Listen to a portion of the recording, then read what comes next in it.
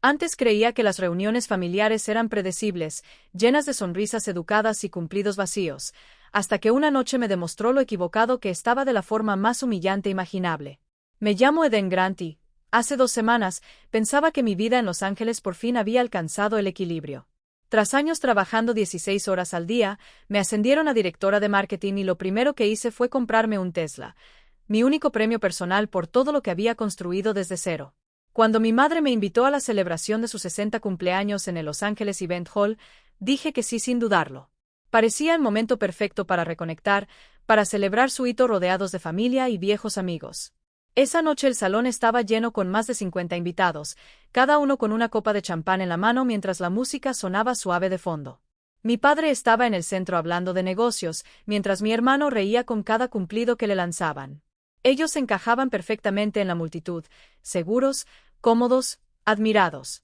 Yo estaba sentada en una mesa del rincón, sonriendo cuando tocaba, intentando no pensar en lo invisible que me sentía. Las luces se atenuaron un poco cuando mamá avanzó con un micrófono en la mano. Su voz, calmada y orgullosa, resonó por todo el salón. Esta noche, dijo, mi hija Eden le entregará su Tesla a su hermano como regalo. El salón se quedó helado. Sentí 50 pares de ojos volverse hacia mí, esperando mi aprobación. Me puse de pie, con el pulso martillándome, y dije con firmeza, eso no va a pasar. Papá se movió primero. Su mano impactó en mi cara con un sonido tan fuerte que la música se detuvo. Mi pendiente salió volando y cayó al suelo, rodando bajo alguna mesa. Me limpié el labio, alcé la barbilla y salí mientras los susurros me seguían por detrás. Si tu familia intentara humillarte así delante de todo el mundo, ¿te quedarías callada o te irías como hice yo? Cuéntame qué habrías hecho. Una semana antes de la fiesta, casi creí que éramos una familia normal. Habían pasado años desde que nos sentábamos todos juntos sin tensión ni juicios y, cuando mamá llamó para invitarme, su voz sonó casi tierna. Por un momento pensé que tal vez las cosas estaban cambiando, pero esa esperanza duró poco. Como siempre, creí que me veía como algo más que la hija que no necesitaba ayuda. De pequeña, mamá siempre defendió a mi hermano Ryan, hiciera lo que hiciese. Cuando rompió el reloj favorito de papá, dijo que fue un accidente. Cuando suspendió las asignaturas, culpó a los profesores. Cuando destrozó su primer coche, dijo que estaba bajo demasiada presión. Y cuando perdió otro trabajo, suspiró y dijo, solo necesita otra oportunidad. Aprendí muy pronto que el amor en nuestra casa venía con reglas, y esas reglas nunca parecían incluirme. La versión de justicia de papá era aún más simple. Decía que los hombres merecían más margen para tropezar porque el mundo era más duro con ellos. Yo solía preguntarme en qué mundo vivía, porque en el mío tenía que ser el doble de buena solo para que me vieran. Me pagué la universidad trabajando, a veces en 2 empleos solo para pagar el alquiler. Renuncié a vacaciones, rechacé cenas y construí una carrera ladrillo a ladrillo hasta que por fin me ascendieron. El día que llevé mi Tesla a casa, el camino de entrada estaba vacío. Nadie salió. Nadie pidió verlo. Cuando entré, mamá ni siquiera levantó la vista del móvil. «Qué bonito, cariño», dijo, y enseguida empezó a hablar del nuevo proyecto de Ryan de hacer un podcast. Ryan, que todavía vivía de la tarjeta de crédito de mamá, sonrió como si él también se lo hubiera ganado. Ese día no sentí rabia. Sentí una incredulidad callada y pesada. Que diera igual lo lejos que llegara, siempre sería la que estaba sola. La ironía era que nunca culpé a Ryan por aprovecharse del colchón que le pusieron. Culpé a quienes lo construyeron para que cayera una y otra vez mientras esperaban que yo aterrizara sobre cemento. Mamá decía que yo tenía suerte de ser independiente. Decía que Ryan todavía no se había encontrado a sí mismo. Quise preguntarle cuánto tiempo se suponía que duraba esa búsqueda, pero había aprendido a ahorrar palabras. Nada de lo que dijera cambiaba jamás nada. Entonces una tarde llegó un sobrecolor crema a mi buzón. Era la invitación al 60 cumpleaños de mamá. Las letras doradas brillaban bajo la luz. Y por un segundo sonreí. Tal vez era una oportunidad para reconectar. Tal vez podríamos sentarnos juntos sin las comparaciones no dichas. Incluso me compré un vestido nuevo, sencillo pero elegante, porque quería creer que podía haber paz aunque solo fuera una noche. Me dije que no importaba si nadie me prestaba atención, que estaba allí para celebrar a mamá, no para demostrar nada. Pero en el fondo quería que me mirara y se sintiera orgullosa por una vez. No tenía ni idea de que la noche en que planeaba honrarla sería la misma en que me humillaría delante de todos los que conocíamos. Esa tarde sonaba música suave de fondo. Y por un breve instante el salón se sintió como una familia otra vez. Recuerdo pensar lo tranquilo que parecía todo hasta que mamá carraspeó y pidió silencio. Sonrió con esa sonrisa que ponía cuando iba a convertir algo en espectáculo. Esta noche, dijo con voz que llegaba claramente por el micrófono, quiero hacer un anuncio especial. Mi hija Eden le entregará su Tesla a su hermano Ryan como símbolo de amor y apoyo familiar. El sonido de los tenedores contra los platos se detuvo al instante. Las risas se congelaron. Fue como si el aire mismo se hubiera convertido en cristal. Todos los ojos de la mesa se volvieron hacia mí, esperando mi reacción. Sentí el peso de 50 desconocidos midiendo el valor de mi silencio. El pulso me retumbaba en los oídos, pero obligué a mi voz a mantenerse calmada. Eso no va a pasar. Las palabras salieron firmes, estables, demasiado bajas al principio, pero lo bastante afiladas para cortar el silencio. La silla de papá raspó el suelo. Se puso de pie, la cara enrojecida, las venas visibles en las sienes. Por cómo apretaba la mano supe que esto no iba a terminar con palabras. Eden, dijo con tono bajo y peligroso. Harás lo que dice tu madre. No me moví. Dio un paso más. Por un segundo pensé que se detendría, que el orgullo le impediría montar un espectáculo delante de sus amigos. Pero entonces su mano cruzó mi cara con tanta fuerza que el sonido resonó. El escozor llegó antes que la sorpresa.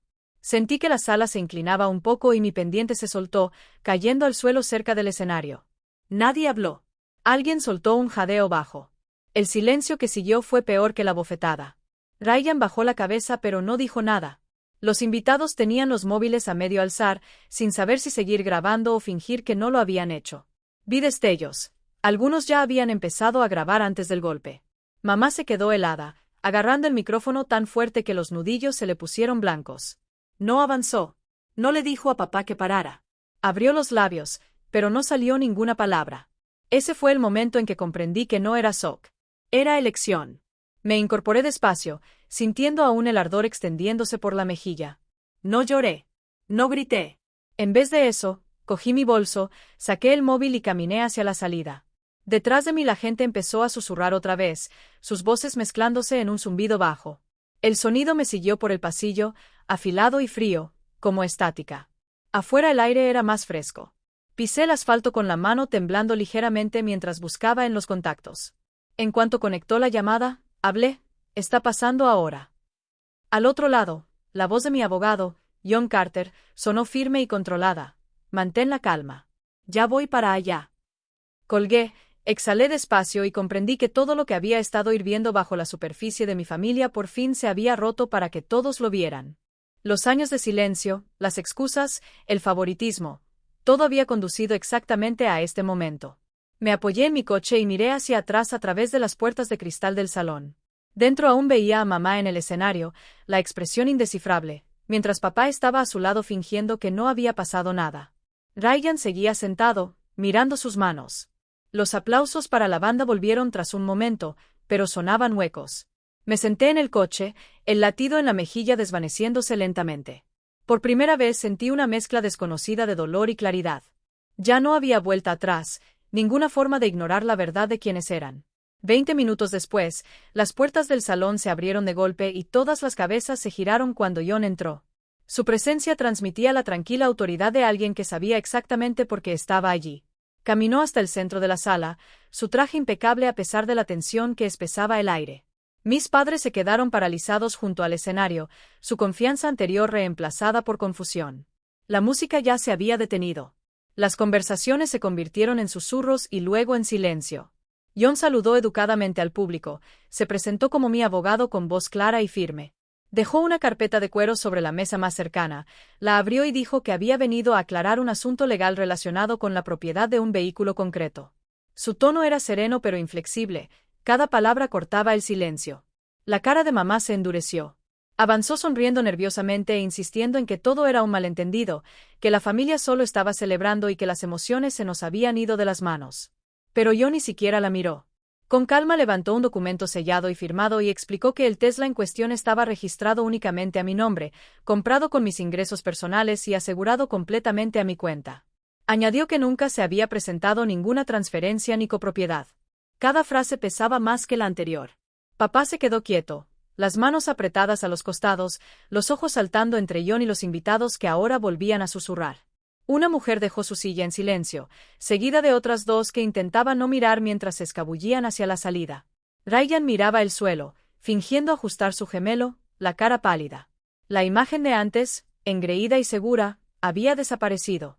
Parecía un niño atrapado en algo demasiado grande para él. John no alargó el momento.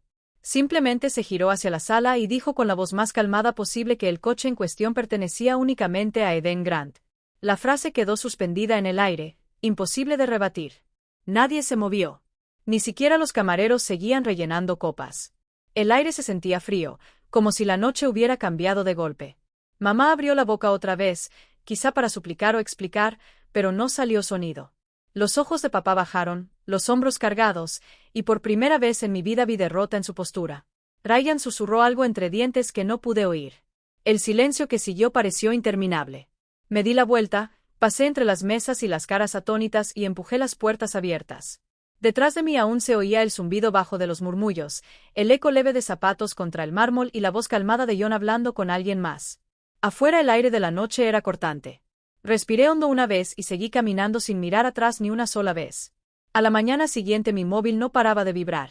Al principio pensé que era del trabajo, alguna crisis de cliente. Pero cuando vi cientos de notificaciones en todas las plataformas, se me encogió el estómago. Alguien de la fiesta había subido el video. El título decía, La bofetada del Tesla. Lo mostraba todo. El anuncio de mi madre, la reacción de mi padre, el sonido de su mano contra mi cara y el silencio que siguió. En cuestión de horas el clip explotó en Internet. Millones de reproducciones, comentarios interminables, debates sin fin sobre lealtad familiar, derechos y humillación pública. Mi nombre, mi cara, mi vida, por todas partes. Al principio no sabía si sentirme humillada o reivindicada. Los comentarios iban desde la compasión hasta la indignación. Ánimo, Eden. No lo merecías. Padres así destrozan familias. Otros decían que debería haberlo resuelto en privado, como si alguna vez hubiera sido una opción. Los algoritmos hicieron demasiado bien su trabajo. Al mediodía todas las cadenas de noticias de Los Ángeles habían recogido la historia. Algunas difuminaron mi cara. La mayoría no. Por la tarde empezaron las consecuencias. La empresa de mi padre, Grant Financial, recibió un rechazo inmediato. Socios importantes suspendieron contratos citando preocupaciones éticas. Inversores se retiraron, empleados dimitieron. El Círculo Social de mi madre, la prestigiosa Asociación de Mujeres en los Negocios, emitió un comunicado discreto agradeciendo su servicio pasado y apartándola de la junta. En menos de 24 horas la imagen de nuestra familia perfecta se hizo añicos. La casa que una vez albergó galas benéficas y cenas de negocios ahora permanecía con las cortinas cerradas. Ryan tampoco escapó del desastre. Sus supuestos amigos le dieron unfollow. Los grupos de chat se quedaron mudos y la chica de la que presumía lo ghosteó por completo. Por primera vez no lo protegían ni lo excusaban. Me envió un mensaje corto. Esto se salió de control. No respondí. Ya no tenía nada que decirle. Mientras tanto, mi bandeja se llenó de mensajes de desconocidos, cientos, luego miles. Algunos eran periodistas pidiendo entrevistas. Otros eran personas que habían vivido cosas parecidas, hijas ignoradas, hijos favoritos, hermanos menospreciados, culpados por defenderse. Me contaron que lloraron viendo el video, que por fin se sintieron vistos. Leí todos los que pude. Cada uno era un recordatorio de que el dolor compartido públicamente puede llegar mucho más lejos de lo que uno pretende. En medio de ese caos, mi mejor amiga Alicia Moore apareció en mi puerta. No llamó 2 veces. Cuando abrí, traía 2 cafés y esa expresión tranquila que solo tiene quien te conoce desde hace décadas. No preguntó cómo estaba ni qué había pasado. Se sentó en mi sofá, me dio un café y dijo en voz baja, «Por fin te defendiste». Sus palabras calaron más hondo de lo que probablemente esperaba. Me di cuenta de que ella había visto cada compromiso que hice, cada vez que callé por la paz, cada momento en que dejé que otro ocupara el centro porque no quería conflicto. Ese día no necesitó consolarme con largos discursos ni promesas. Solo estar allí bebiendo café en silencio ya fue una pequeña victoria. Internet había convertido mi humillación privada en justicia pública. Y por primera vez en años no sentí vergüenza. No había planeado exponer a nadie. Tal vez la verdad había encontrado por fin una salida que yo nunca habría podido gestionar sola. 2 semanas después alguien llamó a la puerta de mi apartamento. El sonido me sobresaltó porque casi nadie venía sin avisar. Dudé antes de abrir, pensando que sería un repartidor. Pero cuando la puerta se abrió, mis padres estaban allí con un ramo de lirios blancos. La visión me dejó helada. Parecían mayores, más pequeños, su seguridad desaparecida. Los ojos de mamá estaban rojos y la postura de papá cargada, como si el peso de todo lo ocurrido por fin se hubiera posado sobre sus hombros. Por un momento ninguno habló. Mamá intentó sonreír, pero le temblaron los labios. «Hola, cariño», dijo suavemente, quebrándose la voz a mitad de la palabra. Papá carraspeó, agarrando las flores con demasiada fuerza. «Pensamos que debíamos venir a verte», añadió con tono rígido pero inseguro. Me hice a un lado lo justo para que entraran, más por educación que por calidez. El apartamento se sintió demasiado silencioso una vez cerrada la puerta. Mamá dejó los lirios en la encimera. «Son tus favoritos», dijo. «No la corregí. No lo eran. Simplemente lo recordaba mal, como solía hacer». Papá respiró hondo y miró alrededor como buscando un lugar seguro donde empezar. «Lo hemos perdido todo, Eden. El negocio se fue. Los inversores se retiraron. Hasta la casa puede ser lo siguiente. Necesitamos que nos ayudes a arreglarlo». Las palabras cayeron pesadas, como piedras soltadas una a una. Esperé, dejando que el silencio se alargara hasta hacerse insoportable. «No me perdisteis», dije al fin. «Me tirasteis». Mi voz no tembló. Ya no era rabia. Era algo más frío y profundo, la claridad silenciosa que llega cuando dejas de esperar cambio. Mamá se tapó la boca, lágrimas cayéndole por las mejillas. Alargó la mano intentando coger la mía. Me aparté, no por crueldad, sino porque ya no tenía fuerzas para fingir. Sus dedos se quedaron congelados a medio camino, el gesto colgando entre nosotras como un recuerdo de algo que ya no existía. Papá bajó la cabeza. «Cometimos errores», dijo casi en un susurro. «Pensamos que hacíamos lo mejor para todos». Lo miré, al hombre que una vez decidió cómo debía ser mi futuro sin preguntarme nunca. «Hacíais lo mejor para vosotros», dije en voz baja.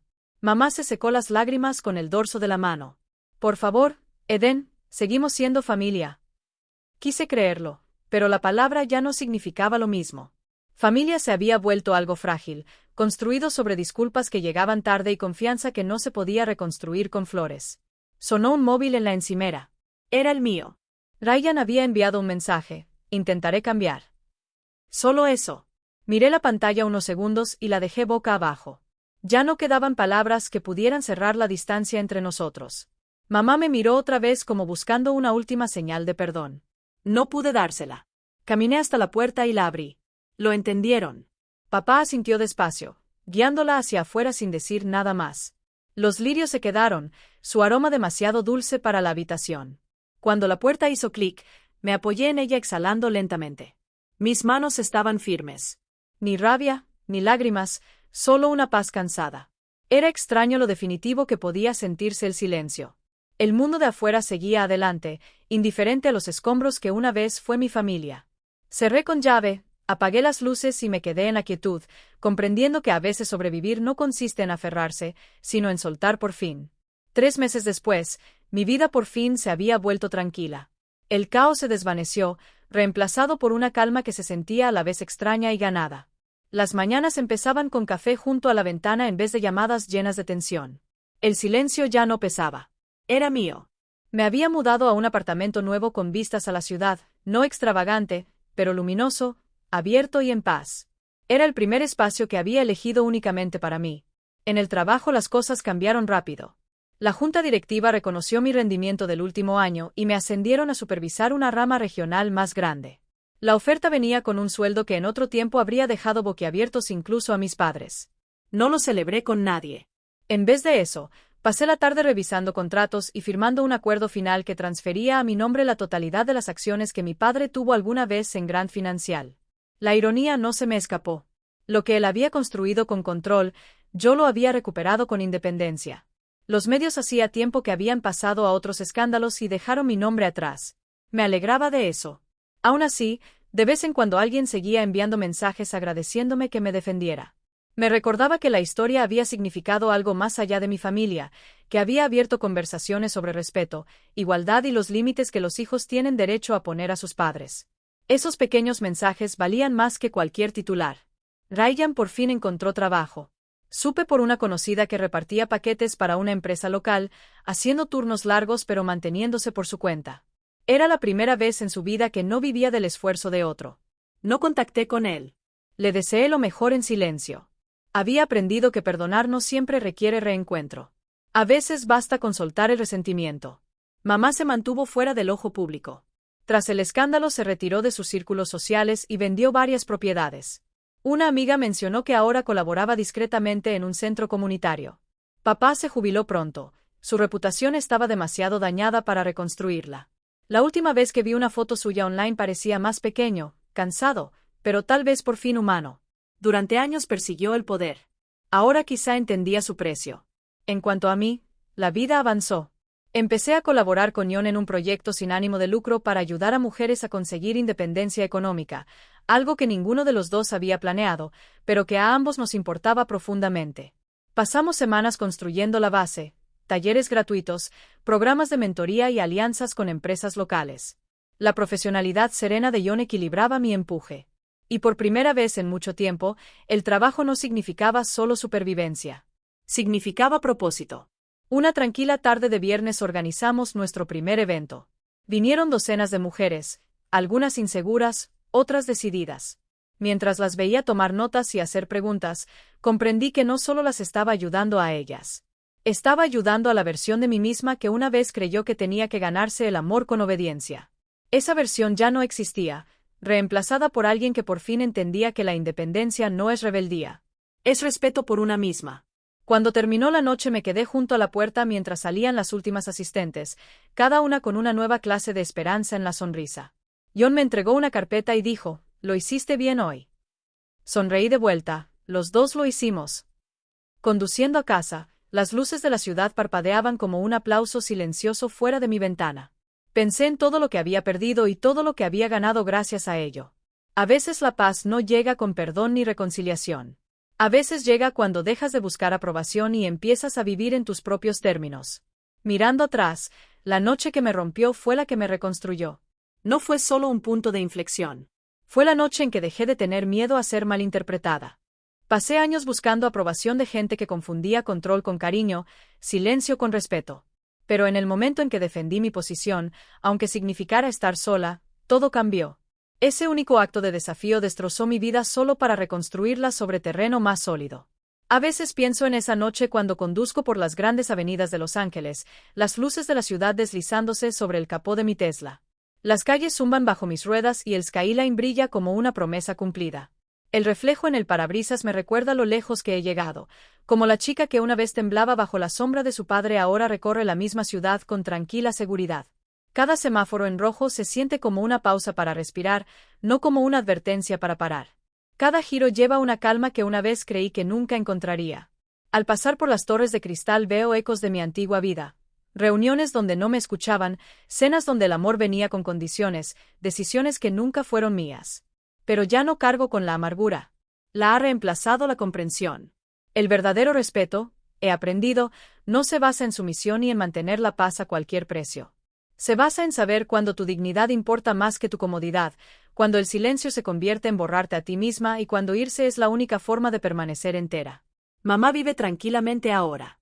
Tras las consecuencias se apartó del foco, pasando la mayoría de los días cuidando un pequeño jardín detrás de la casa que una vez usaba para eventos sociales.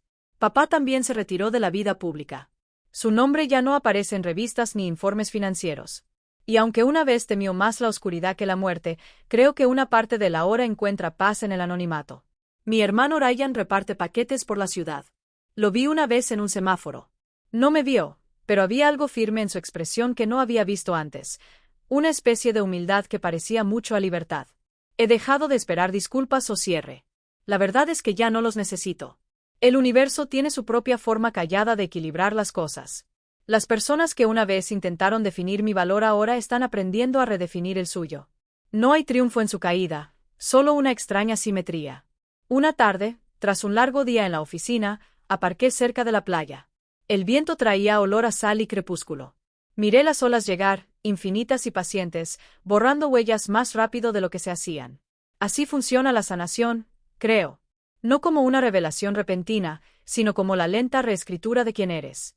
Me quedé allí mucho rato, mi reflejo tenue en la ventanilla, la ciudad desvaneciéndose detrás, y susurré un pensamiento que me había costado años entender. respetarme nunca fue arrogancia. Fue supervivencia. Cuando por fin arranqué y volví a la carretera, no miré por el retrovisor. El skyline brillaba delante, vivo, indulgent y infinito. A veces la paz es la venganza más ruidosa. El verdadero respeto no se construye sobre obediencia ni apellido. Se construye sobre justicia, valentía y saber cuándo irse. Aprendí que el valor propio no viene de la aprobación, sino de la tranquila certeza de que mereces paz. La historia de Edén demuestra que la verdadera fuerza no está en ganar discusiones ni demostrar que los demás se equivocan, sino en elegirte a ti misma cuando nadie más lo hace y darte cuenta de que hacerlo es el principio de la libertad, no su final. Gracias por quedarse con mi historia hasta el final. Si alguna vez has tenido que elegir entre la paz y la aprobación, comparte tu experiencia en los comentarios. Alguien ahí fuera puede estar esta noche en la misma encrucijada, sin saber hacia dónde ir. Tu historia podría ser la luz que le ayude a elegirse a sí mismo, tal como yo por fin hice.